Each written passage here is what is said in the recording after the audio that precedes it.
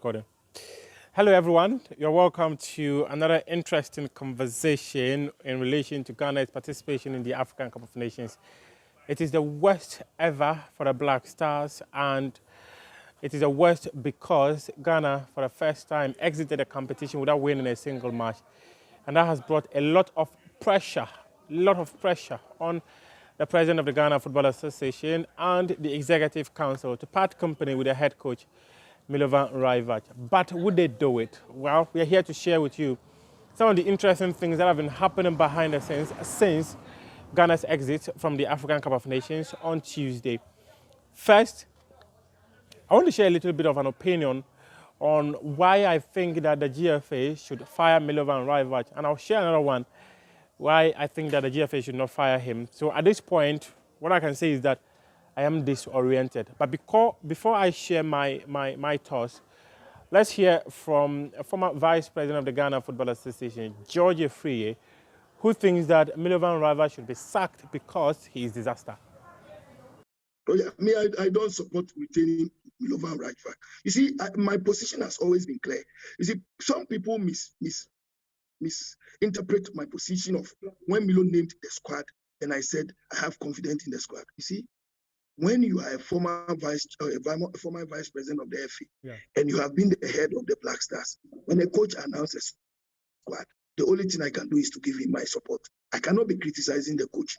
But when you go to the tournament, and for my estimation and my observation, I can tell clearly that Milo was the reason why we failed to qualify to the next stage. Why? Next time, you see, to prepare for a tournament, a lot of factors comes into play. First is the pre-tournament campaign, and then second is the campaign itself. Okay. Now, the pre-tournament campaign, the venue of the campaign itself is also a factor. Okay. Now, you have players coming from a cold weather in a winter season, coming to assemble in Qatar of a 22 degrees, which is also not hot. And they ending up to play at a tournament where the temperature is over 32 degrees. This whole preparation was wrong. So if you have even undertaken that kind of preparation, where you took players from a 22 degrees to a 32 degrees weather, what do? Players who are coming from Europe and have actually played for 60, 70 minutes, quickly you do your substitution so you can introduce fresh limbs. Milo will wait to 85th minute, 86th minute when he's down before he will effect substitution. So for me, we lost by proper game management from a coach. I don't want to blame anybody. I blame the coach for the performance turned out by our players.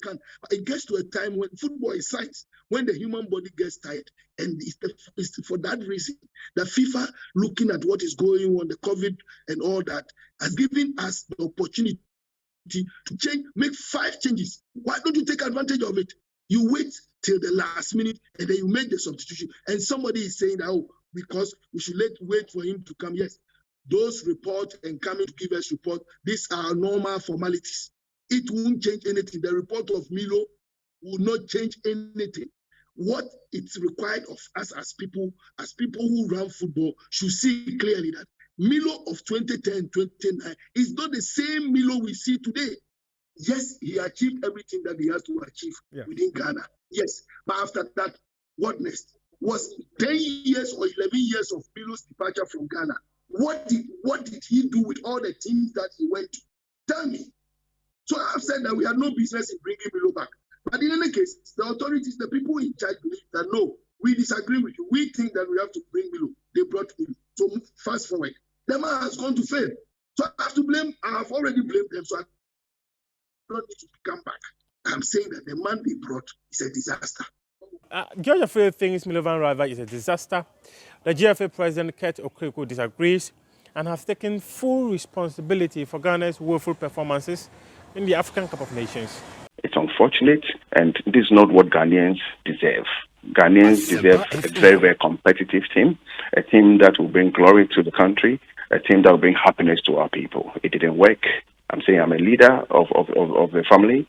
I take full responsibility. But it's also our collective responsibility to remain calm, to support these gallant and I say players offer Muhu to serve our country. In 5 weeks, we have World Cup qualifiers ahead of us. What do we do to make sure, say, the team comes back into a right frame of mind and to be competitive and to cross that last line to qualify Ghana to the World Cup? This should be our concern. And it's important to say, again, we just calm down and support this group because this is what we have. Okay, so having listened to the two, George Afriyie is from the position that Milovan Rajevac should be sacked because he's disaster. Okraku wants cool heads to prevail in this matter because he thinks that the coach did not have enough time to prepare the team for the tournament.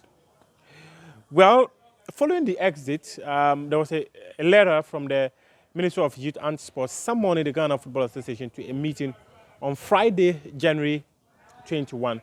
That meeting will determine the future of Milovan Rajevac. Many of you might have seen reports in the public domain that Milovan Rajevac has been sacked.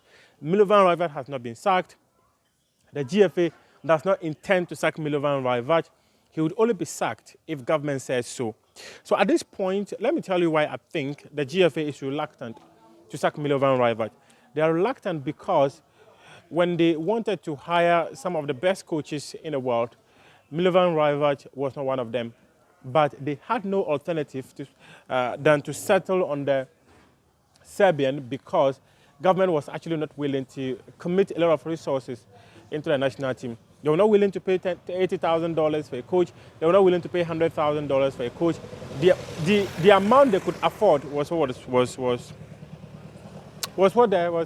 given to Milovan Rajevac. Government actually said they were not going to pay anything beyond $50,000 or $60,000 for a coach. So the GFA had to settle on Milovan Rajevac. There were other names, the likes of Lofton Matthias of Germany, the likes of Heavy Renard, the likes of Chris Houghton, formerly of Norwich and all that, were made to understand that all these coaches were contacted to manage the Black Stars. But it was becoming increasingly frustrating because government was a bit reluctant to help them to be able to hire the best technical brains in the world to manage our national team. So a member of the three-man committee, Randy Abe, said he still had a good relationship with Milovan Rajevac. He started to call him, and that was how Milovan Rajevac got the job. At this point, following Ghana's exit from the tournament, the management committee chairman of the Black Stars, George Amwako, told the head coach to make available his report for the tournament. He will also prepare his report. They will forward it to the executive committee latest by Monday. And Monday is going to be Saturday is January 22, 23, 24. January 24 is when they are expected to present their report to the Ghana Football Association Executive Council for the best decision to be taken in relation to what transpired in Ghana's performance at the African Cup of Nations. Like, the other aspect that I need to share with you is that I think Milovan Rajevac should be sacked. I think he should be sacked because he knows the problem with the team and did not fix it. The problem within the playing body is so toxic that not even Jose Mourinho or Pep Guardiola can solve it. It's so toxic. And any new coach who's going to walk into that dressing room would not know how the atmosphere is in the dressing room. The person would take time to appreciate the atmosphere in the dressing room and solve it. That's why I think that Milovan Rajevac should be sacked. I'll be sharing why I also think that he shouldn't be sacked. And I'm going to use this basis to tell you why he shouldn't be sacked.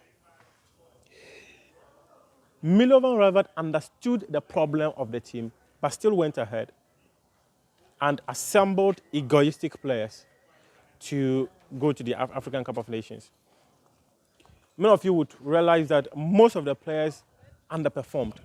Their performance was quite underwhelming. It is because there is this feeling within the players that some of the players selected for the tournament were substandard and don't deserve a call-up. So let's all go and play.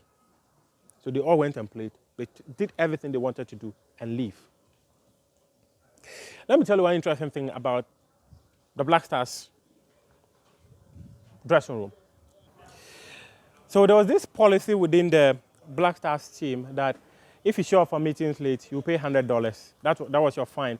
They needed to instill discipline in the team. And this was under the leadership of Asamoah Gyan.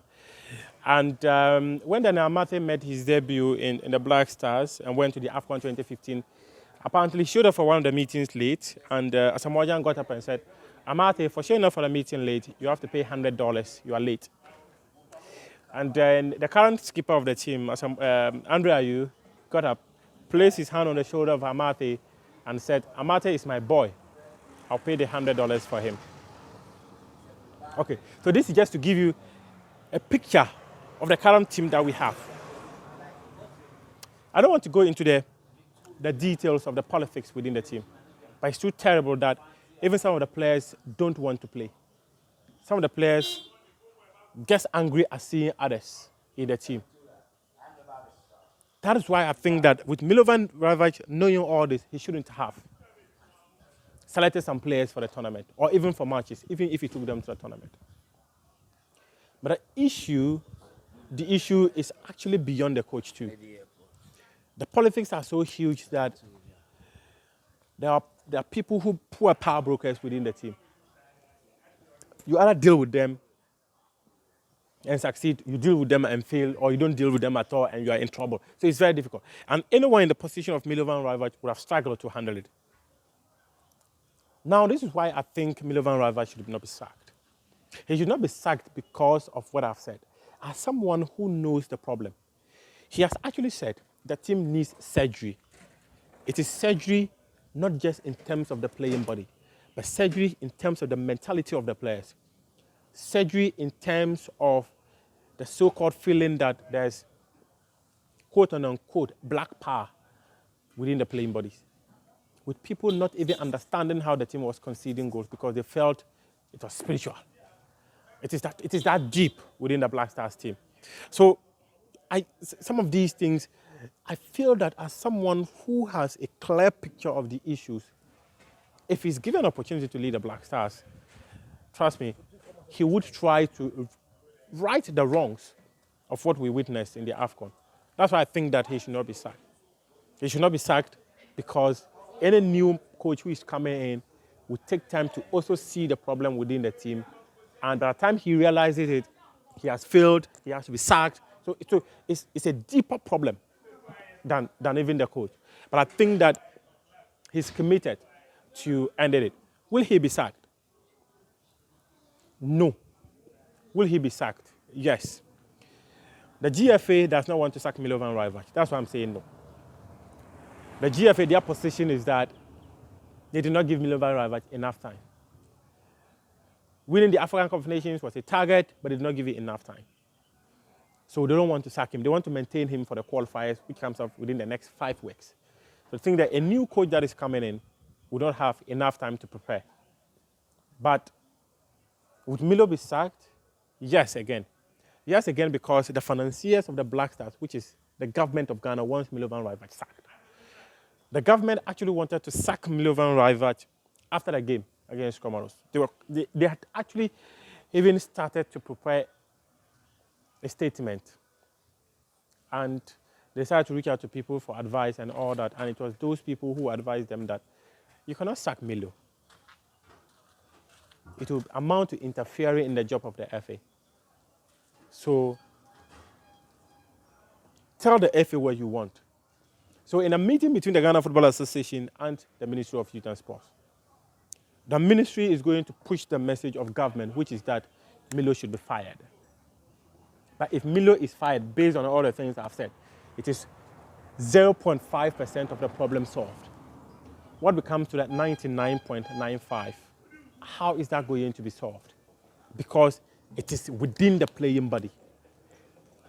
Dissolving the playing body, the entire playing body, is a solution? I don't think so. I'm not sure any coach anywhere would come and would not call Partey, would not call Kamaldeen, would not call Kudus. Trust me, there was this perception within the team that the Black Stars were told that if a player gets injured in the game against South Africa, Ghana was going to win 1-0. That is why the perception of juju is there. So when one player got injured and the game ended 1-0, the player felt that he was sacrificed. And guess what the so-called specialist said? It is going to be one of the best players in the team, one of the star boys in the team. So they had to find a way of sacrificing one of the star players. These are things that have been ingrained into the minds of the players, and it has made it very, very difficult That's why some of them are actually even reluctant to accept invitations to the team. It is not their fault. It's because of what has been ingrained into their mindset. So when Milovan Rajevac says that the team needs surgery, it's not surgery in terms of just the playing body, surgery in terms of mentality. So Milo is the only one I think can solve it now because he has an opportunity to. When he decides to do away with the people they think are too powerful within the team, they think it will work out. If it works out, fine. But ministry is going to push for the sacking of Milovan Rajevac. It has become the position of government, the Jubilee House, the communicators of the current government. Everyone wants Milo sacked. And the threat is that if Milo is not sacked, the heat will be switched to the Ministry of Youth and Sports. There are some other things I wish I could share with you, but I think for now, let's wait till the meeting ends. When the meeting with the Ghana Football Association is done, whatever statement is released, trust us to always have the background story to share with you. I'm Nabila. This is Nabila Show. Thank you.